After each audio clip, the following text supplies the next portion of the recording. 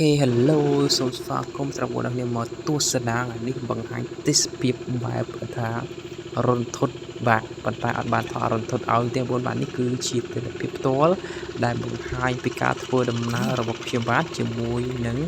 បងថ្លៃបងថ្លៃនិងជាមួយនឹងពូបងខ្ញុំដើម្បីធ្វើដំណើរបាទតាមរយៈការដឹកនឹងដំឡូងមីមកផ្ទះវិញបាទនេះគឺជាសកម្មភាពផ្ទាល់សម្រាប់ការធ្វើដំណើរបងស្រាប់បាទសម្រាប់ផ្លូវនេះគឺជាមិនមែនផ្លូវលំហើយក៏មិនមែនជាផ្លូវដែលចាក់ស៊ូដែរគឺជាផ្លូវដែល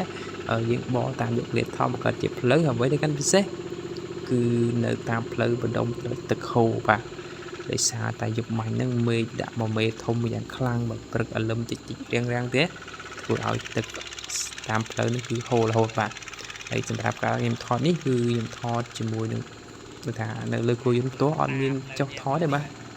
ខ្លាចគោយន្តរត់ចោលជាងយើងទៅជិះគោយន្តយើងថតទៅបាទហើយបងប្អូនមើលផ្លូវបាទហើយថ្ងៃនេះដកបាន2គោយន្តណាបាទ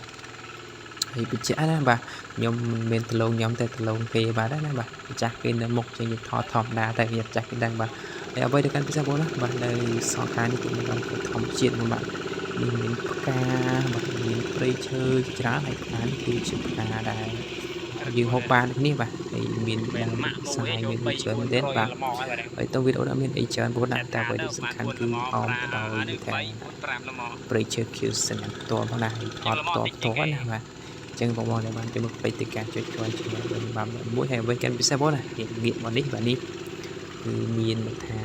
ក្បីទេណាបាទកំពុងធ្វើដំណើរហើយមុខហ្នឹងគឺមានគោយន្តគេដែល